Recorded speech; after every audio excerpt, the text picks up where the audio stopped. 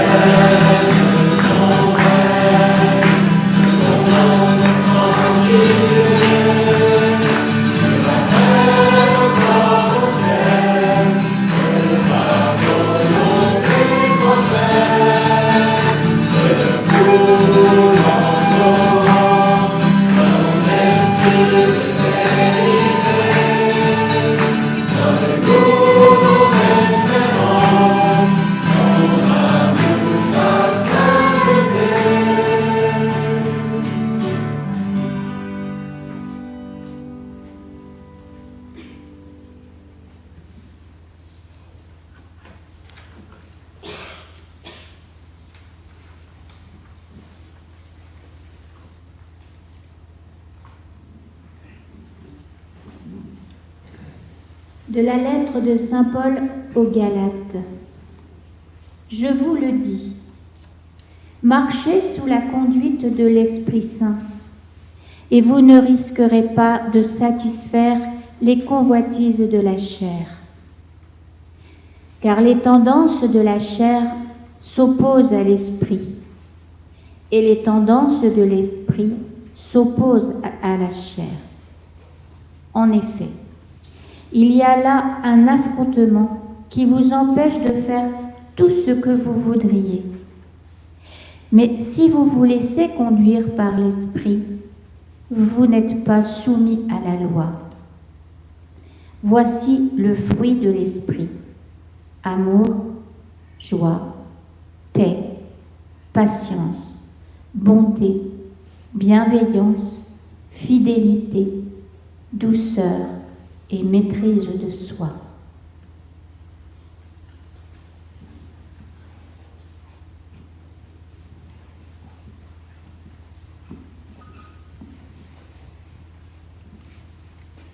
Nous pouvons prendre quelques instants en silence pour méditer cette parole de Dieu.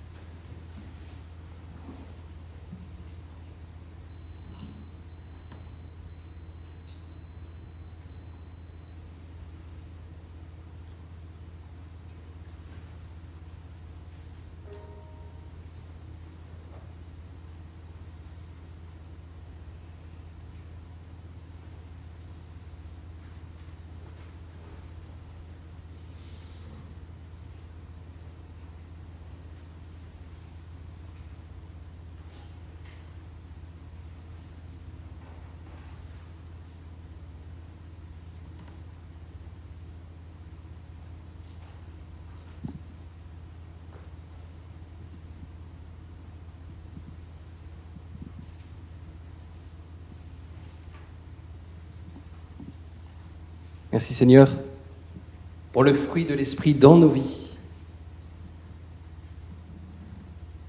Voulons encore te chanter, te louer, t'adorer.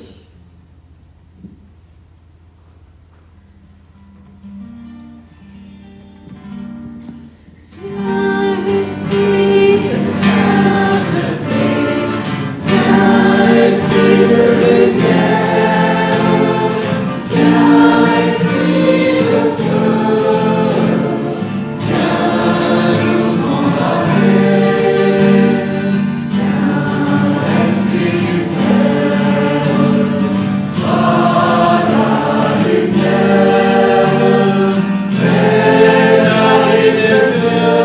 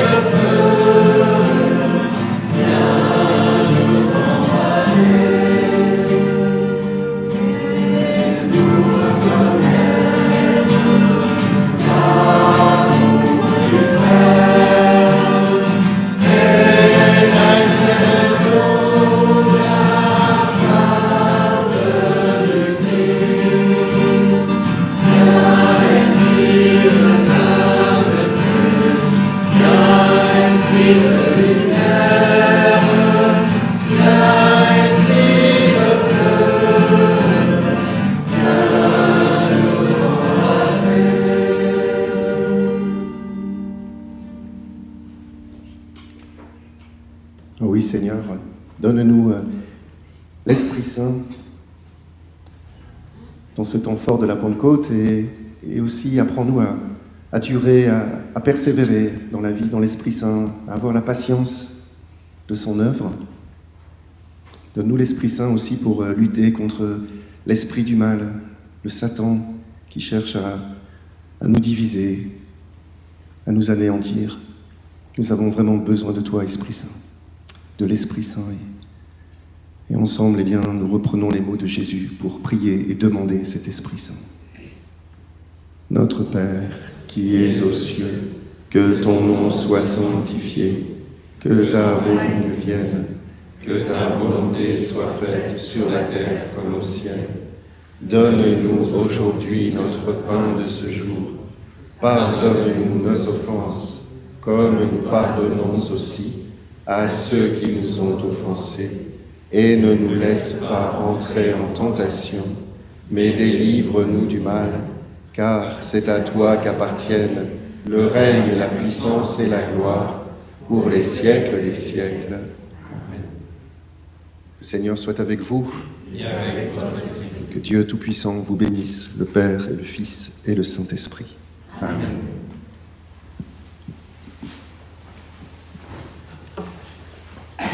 À la collégiale Saint-Pierre de Douai, nous étions rassemblés pour un certain nombre d'entre vous.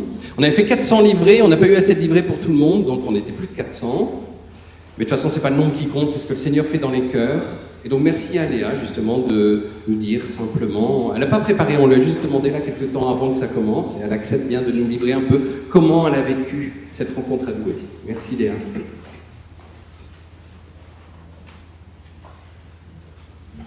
Bonsoir à toutes et à tous. Alors oui, très simplement, je voudrais vous livrer mon ressenti sur cette journée de Pentecôte que nous avons vécue dimanche. Alors tout d'abord, nous avons eu au cours de l'après-midi des temps d'enseignement autour de l'Esprit Saint, avec des mots très simples, mais qui viennent toucher profondément nos cœurs et qui viennent les préparer tout en douceur à recevoir ce cadeau de l'Esprit Saint. Ce cadeau que nous avons eu la joie et la grâce de recevoir au cours de la soirée. Une soirée qui était animée par des chants de louanges. Et c'était un très beau moment pour moi de voir les personnes chanter, danser, s'exprimer avec leur corps, et la joie qui inondait les visages de chacun, chacune. J'ai pris le temps d'observer un peu mes voisins, voisines, et vraiment cette joie qui nous unissait tous et qui faisait de nous des frères et sœurs.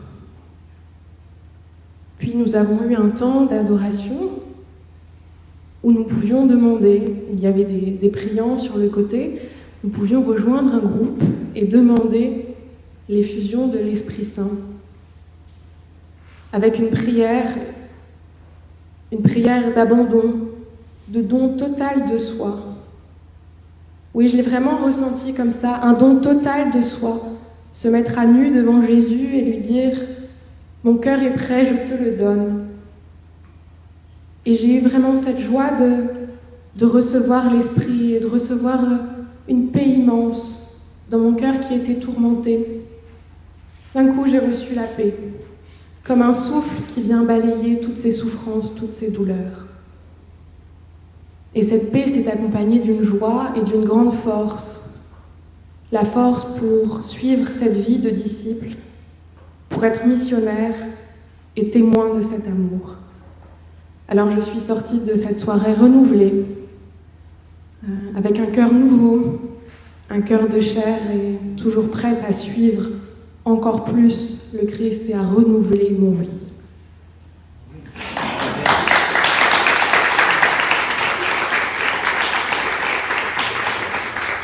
Merci Léa, beaucoup. Et on va chanter cette joie. Mets ta joie dans le Seigneur. On peut se lever si on a envie, mais dans la liberté des enfants de Dieu, on peut rester assis aussi.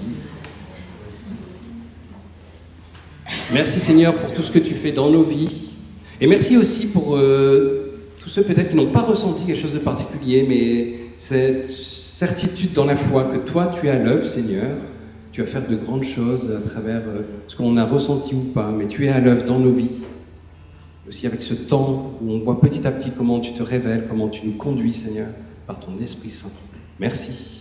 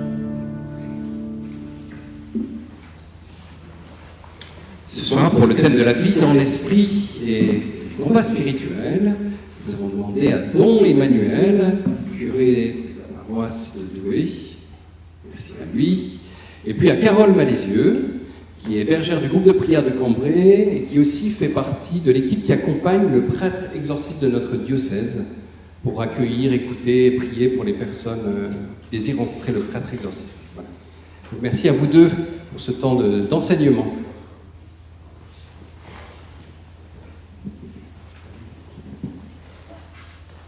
Bonsoir, c'est une grande joie de vous retrouver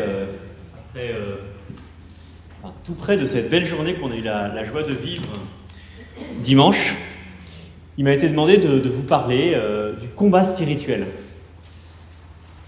Vaste thème et important. On peut peut-être partir d'une parole de Saint Paul qui rejoint, je crois, une expérience que tout le monde fait. En tout cas, si quelqu'un ici ne se sent pas rejoint par cette parole, qu'il lève la main.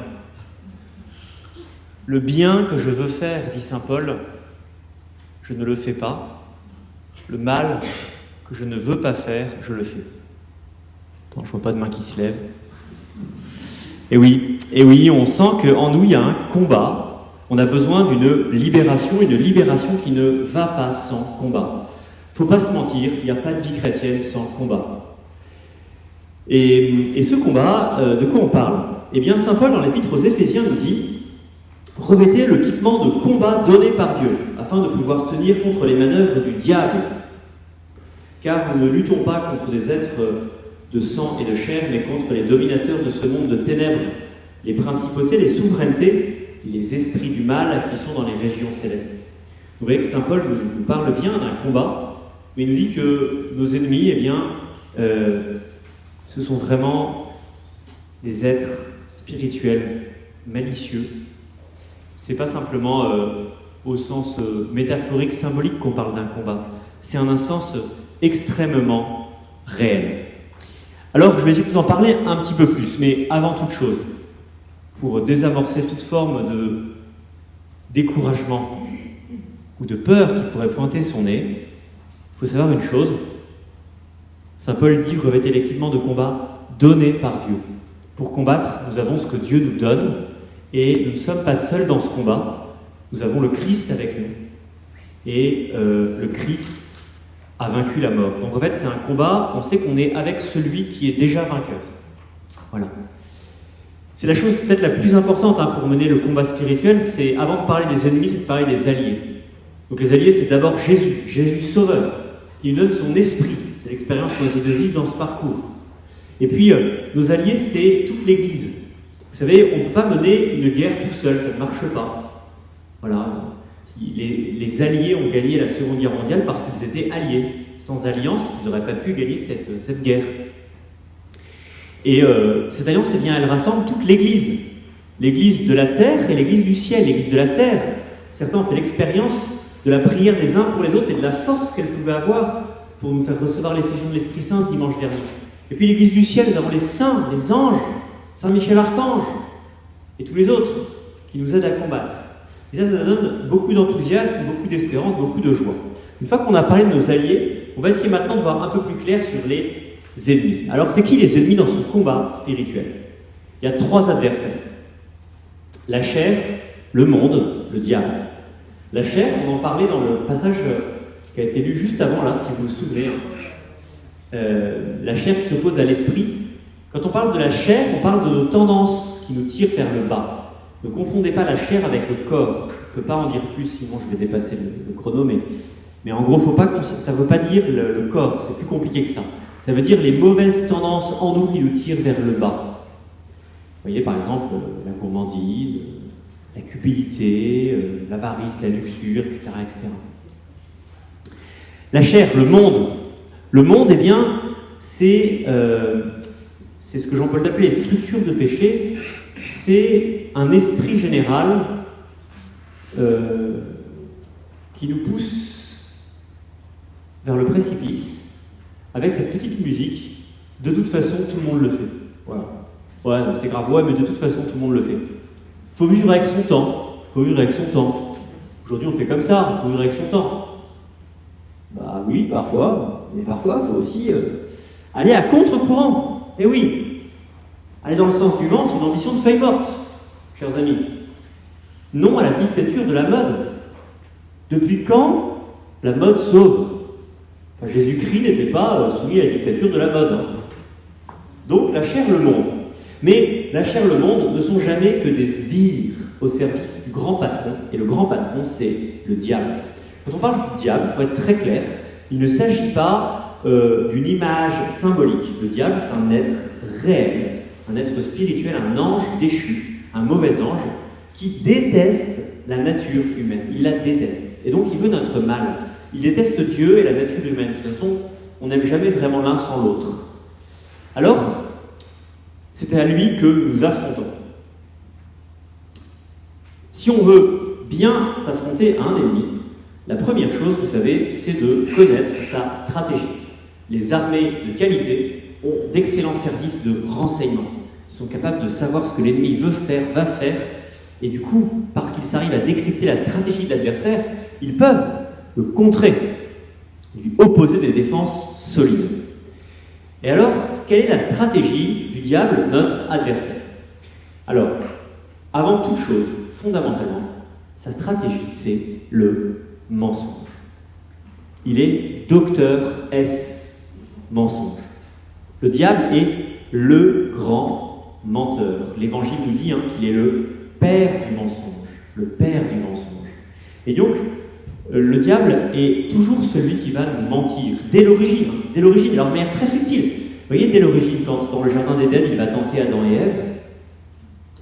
Alors comme ça, Dieu a dit que vous ne mangerez pas du fruit, mais en fait, si vous en mangez, vous serez comme des dieux. Il leur fait miroiter de pouvoir être comme Dieu, leur faisant croire que Dieu ne veut pas leur bien, alors même que l'homme est créé à l'image et à la ressemblance de Dieu, appelé à être divinisé.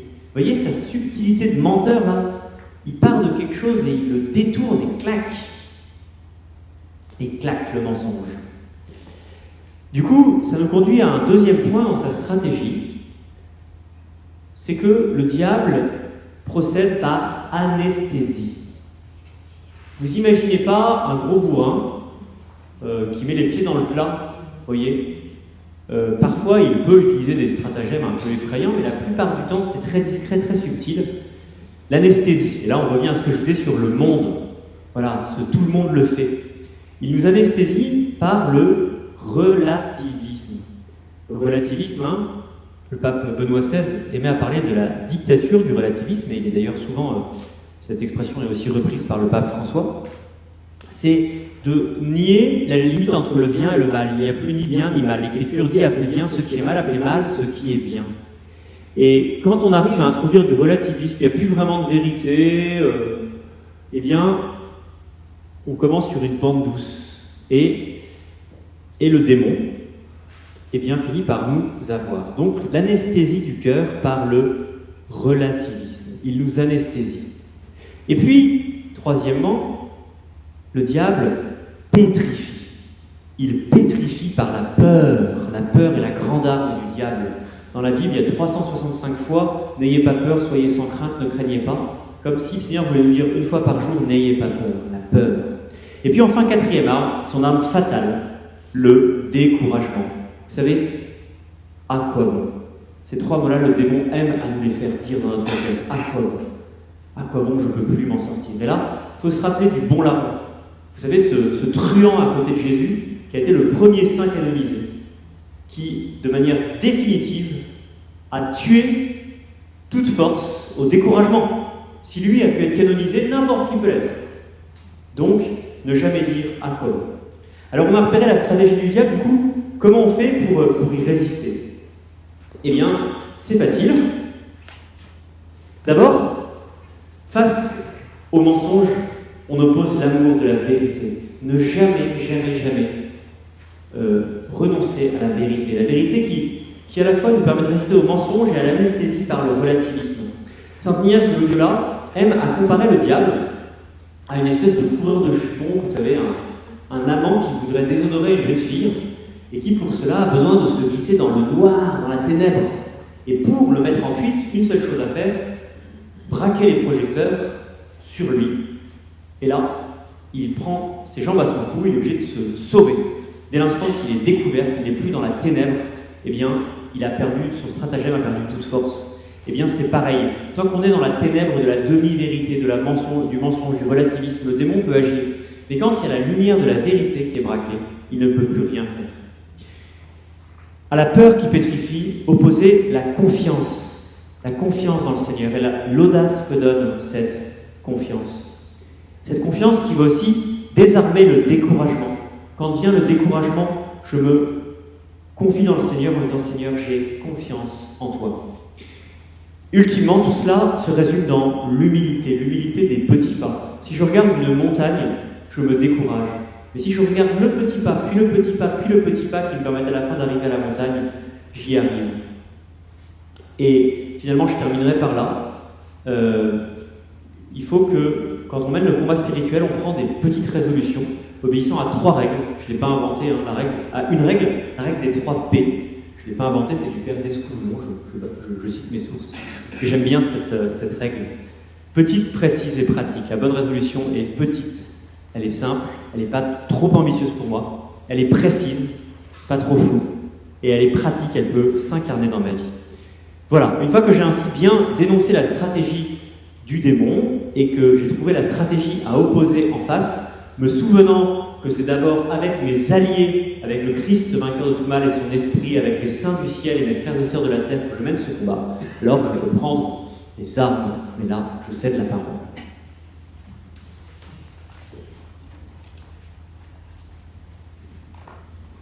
Bonsoir. Alors, le combat spirituel, comme on vous l'a dit, c'est tout ce qui va nous empêcher d'aller vers Dieu, tout ce qui va nous éloigner de lui, qui va nous détourner de lui. Alors, on a dit que c'était pour tout le monde, c'est au cœur de toute vie chrétienne. Et d'ailleurs, Sainte Bernadette disait, au lieu de raconter les merveilles et les vertus des saints, on ferait mieux de raconter leur combat. Donc, pour vous dire que le combat, même les grands saints en ont eu. Et là où certains ont peut-être eu des grandes grâces au moment de la Pentecôte, je vais leur dire que c'est un moment où il faut faire particulièrement attention. Parce que quand on a reçu une grande grâce du Seigneur, en général, Satan n'est pas content, forcément. Et Satan étant sournois par principe, il va venir et essayer de nous souffler cette grâce. Il va essayer de nous la reprendre. Alors, je peux vous donner l'exemple de ma maman qui avait été guérie par une prière de guérison de ses migraines. Ça allait bien, elle n'avait plus de migraine, puis un beau jour, il y a une petite migraine qui revient. Et heureusement, elle a une amie qui lui a dit « Attends, c'est Satan qui essaie de te faire croire, qui essaie de te faire douter que Dieu t'a guéri. Il essaie de nous faire douter que Dieu ne veut pas nous donner. Donc si on ne fait pas attention, dès qu'on a une grande grâce, Satan il va essayer de venir nous la reprendre. Rassurez-vous, ma mère a repris sa guérison. Donc le combat spirituel, c'est dans tous les moments de notre vie. En fait, ça va commencer, j'ai envie de dire, à chaque décision. Parce qu'entre chaque décision, on doit décider entre le bien, le mal. Au quotidien, on a des tas de décisions. Est-ce que je vais jouer avec mes enfants là qui me le demandent? Je vais aller avoir une amie qui a besoin de moi ou je vais me détendre sur mon canapé? Je ne dis pas qu'il ne faut pas se détendre, je ne dis pas qu'il ne faut pas jouer avec ses enfants, mais il y a un discernement à savoir pour savoir vraiment ce que le Seigneur veut. Donc tout seul, on ne va pas y arriver. Et le combat spirituel, on va le faire avec, comme le dit Saint Paul, on va se faire aider par nos alliés, par Jésus et par le Saint-Esprit. C'est vraiment un combat, d'ailleurs Saint Paul il nous dit bien, combat le bon combat de la foi. Donc c'est vraiment un combat. Donc puisqu'il s'agit d'un combat, on va s'armer. Je ne vais pas vous lire tout Éphésiens 6, mais je vous conseille d'aller lire Éphésiens 6 où vous aurez toutes les armes. Je vais simplement vous prendre les 6 armes et puis vous dire un petit peu comment je les vois, comment je les vis. Alors tout d'abord, avant de revêtir l'armure, je vais vous dire, la première condition pour se battre, c'est d'être debout. Et d'ailleurs, dans Éphésiens 14, c'est marqué « Tenez-vous debout ». Ça peut paraître évident, mais je pense que vous êtes comme moi, de temps en temps, on a envie de dire « j'en ai marre, j'ai envie de m'asseoir, j'ai envie de me coucher ». On n'est plus debout. Donc, pour aller vous battre, tenez-vous debout. Et dans un combat, on est debout jusqu'à la fin, jusqu'à la cloche finale. Il ne s'agit pas de se dire « non, tant que le combat n'est pas terminé, on se relève et on repart au combat ». Donc, pour partir au combat, maintenant qu'on est debout, on va prendre les armes. La première arme, la vérité pour ceinture.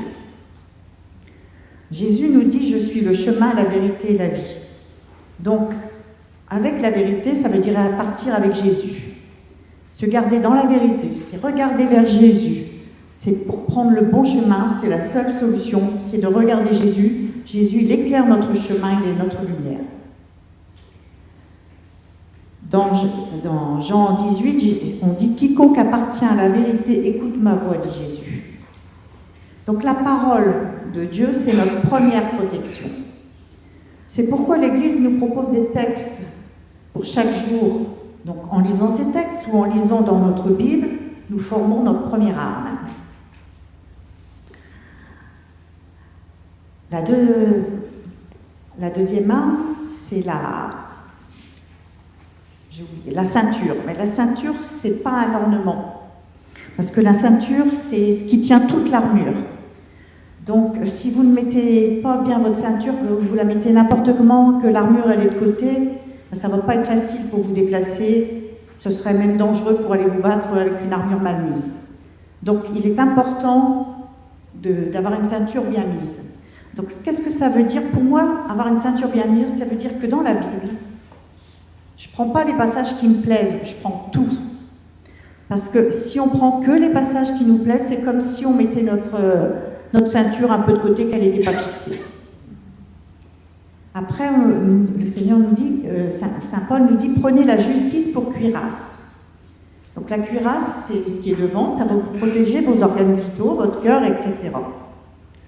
Être juste, c'est simplement être ajusté à Dieu. C'est-à-dire, c'est travailler selon le plan de Dieu. Le plan de Dieu, ce n'est pas forcément le nôtre, ce n'est pas nos idées propres, ce n'est pas nos projets, c'est le plan de Dieu. Donc être juste, entre autres, c'est aussi reconnaître que nous sommes pécheurs. C'est reconnaître nos péchés, et pour ça l'Église nous donne le sacrement de réconciliation. Non seulement ça nous rendra plus légers, et dans un combat, la mobilité, c'est important.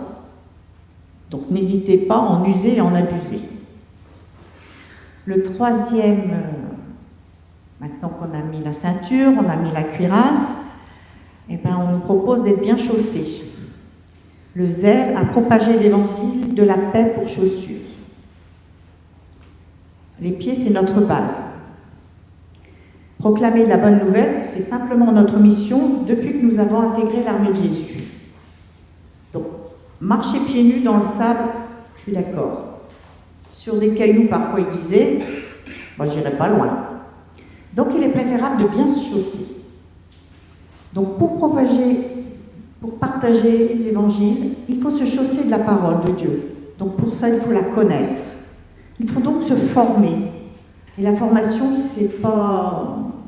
c'est obligatoire entre guillemets. Si vous voulez partager cette bonne nouvelle, il faut la connaître.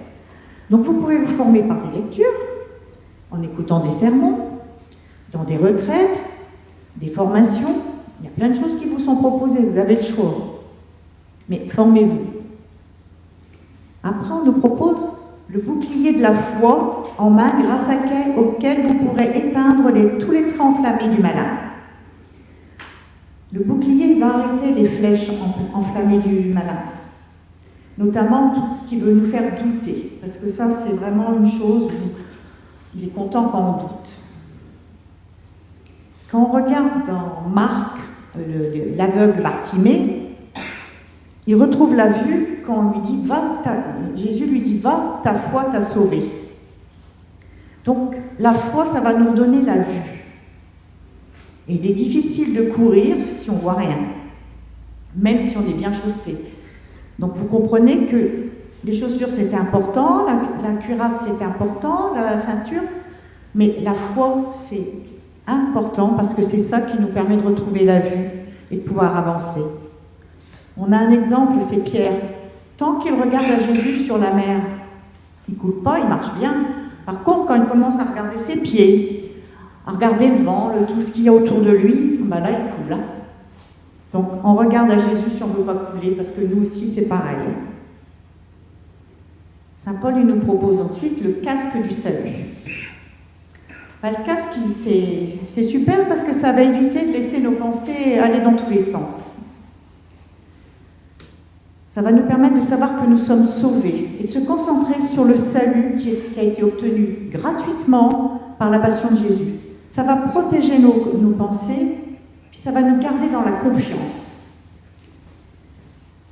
Parce que si on oublie que tout est grâce et que c'est Jésus qui nous a sauvés, on va vite quitter le chemin. On va faire par obligation et on peut même aller jusqu'à se sentir indispensable. Donc surtout, on concentre la confiance en Dieu et on concentre nos idées sur ça.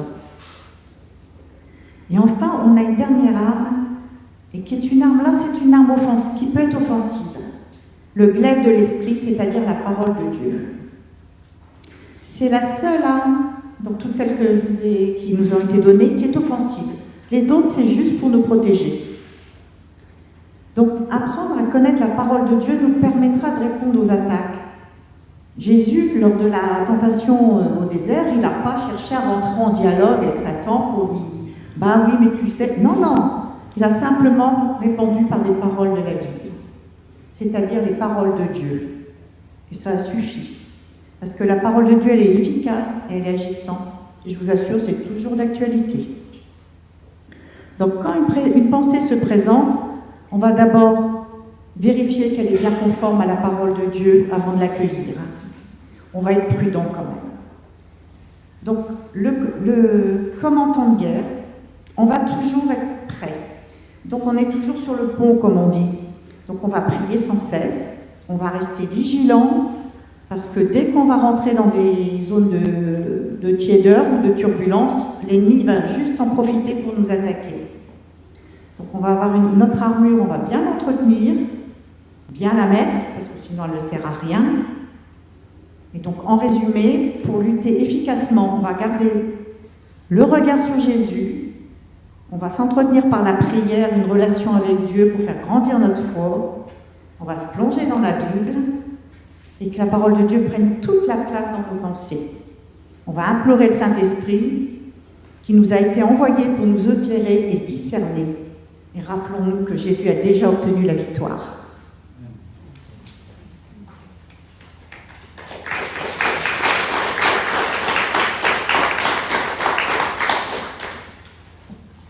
Merci à tous les deux.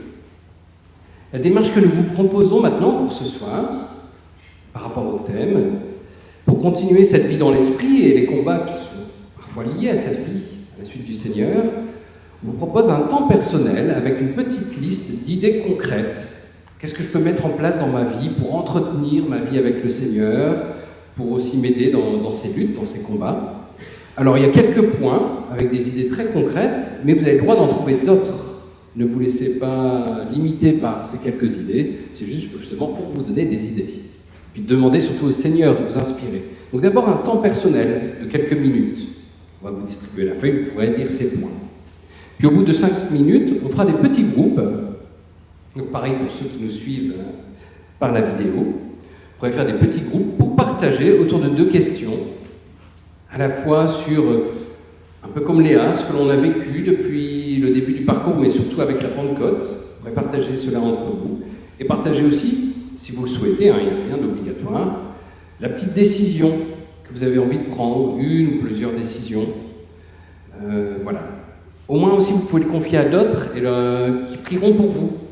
On continue à penser à vous en disant « Bien, Seigneur, aide-la à tenir la décision qu'il a prise. » Et pour terminer, tous ensemble, on confiera tout ça à la Vierge Marie, puis aussi on demandera au Père Mathieu de bénir toutes ces décisions. Que le Seigneur nous donne la grâce de les tenir. Donc d'abord, un petit temps personnel.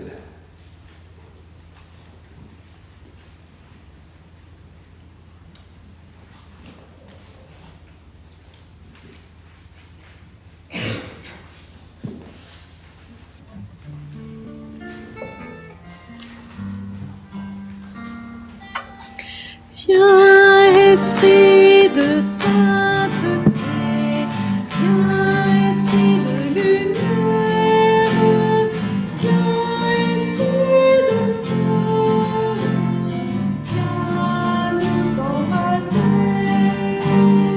Dieu qui illumine,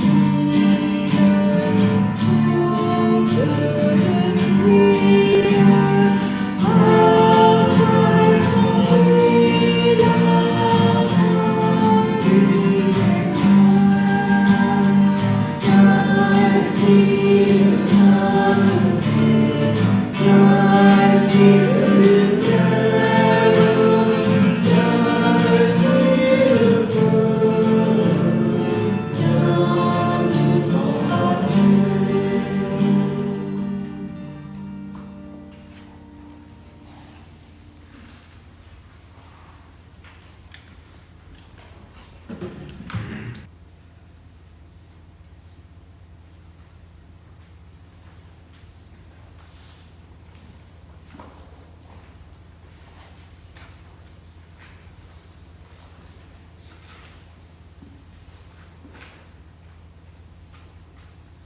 Je vous propose maintenant de passer au temps de partage en tout petit groupe, 3 personnes, ça peut être bien. Voilà, comme on l'a déjà fait une fois, vous mettez par 3 autour de vous, pour partager ces 2 questions qui sont affichées et que vous avez aussi sur votre feuille. Voilà, bon temps de partage.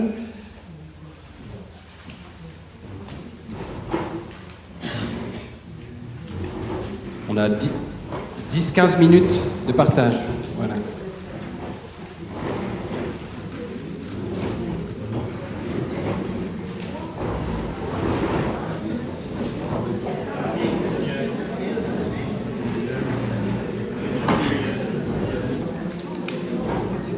Nous allons chanter la Vierge Marie pour lui confier tout notre temps de partage, que nous avons partagé, et surtout nos décisions.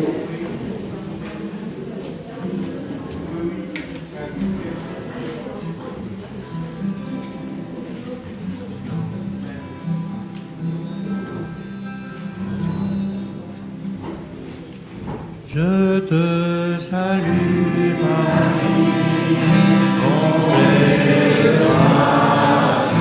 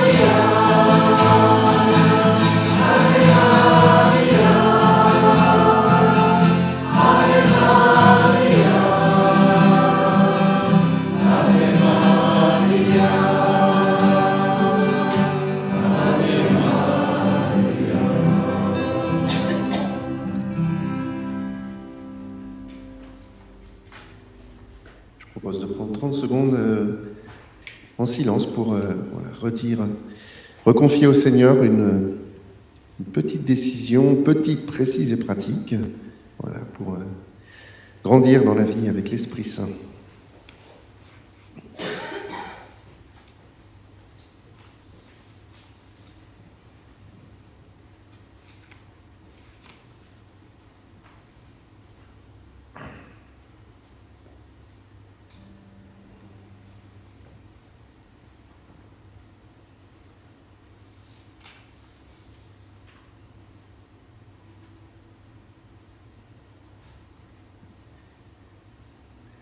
Nous demanderons à l'Esprit Saint de nous fortifier pour vivre, grandir dans cette présence de l'Esprit Saint, la vie avec l'Esprit Saint. Et nous disons ensemble cette grande prière de l'Église. Veni Creator. Viens, Esprit Créateur, visite l'âme de tes fidèles, emplis de la grâce d'en haut les cœurs que tu as créés, toi, ton homme le conseiller, toi, le don du Dieu très haut, source vive, feu, charité, invisible consécration. Tu es l'Esprit aux 7 dons, le doigt de la droite du Père, l'Esprit de vérité promis, toi qui inspires nos paroles, enflamme-nous de ta lumière, emplis nos cœurs de ton amour, affermis toujours de ta force la faiblesse de notre corps. Repousse l'ennemi au loin, donne-nous ta paix sans retard.